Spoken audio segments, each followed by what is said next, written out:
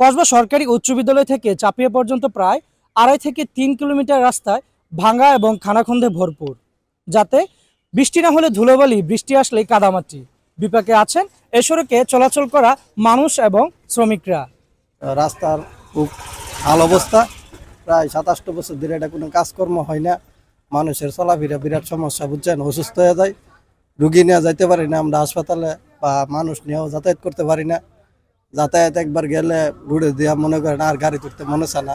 বৃষ্টি হলে তো রাস্তা গাড়ি যাওয়াই বন্ধ হয়ে যায়, কারণ 1 বছর ধরে আমরা এখানে কষ্ট করতেছি, অটো নিয়ে যাচ্ছি, কিন্তু অনেক সমস্যা, গাড়িগুলি খারাপ হচ্ছে, রাস্তাটা অনেক ভাঙ্গা, যাত্রাতে যেতে পারতে কষ্ট পাই আমরা, মনের গাড়ি চলতে পারতেছি না। এই ভাঙ্গাটা বৃষ্টি কালা অনেকদিন হয়ে গেছে, প্রায় 4-5 বছর হয়ে গেছে, রাস্তাটা কোনো হইতেছে না।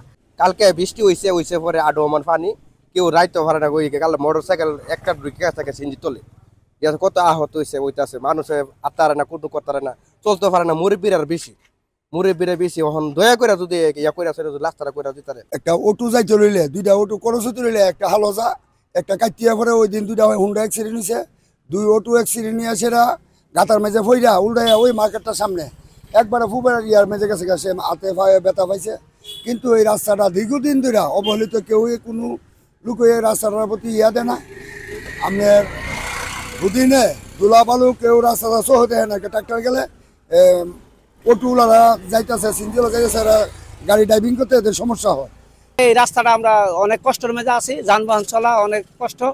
সেদিন সিনজি উল্টাইয়া হুন্ডার উপরে পড়ছে, এরপরে হাত ভাঙ্গে গেছে, আমার বাতিদারে হাত ভাঙ্গে গেছে।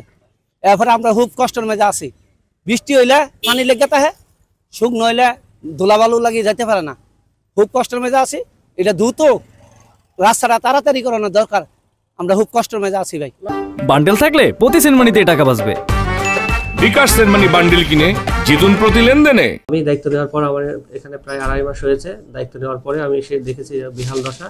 আমি সংশ্লিষ্ট ঠিকাদারের সঙ্গে কথা বলেছি, উনি যে ঠিকাদারকে দায়িত্ব দিয়েছেন তার সাথে আমি দফায় দফায় মিটিং করেছি।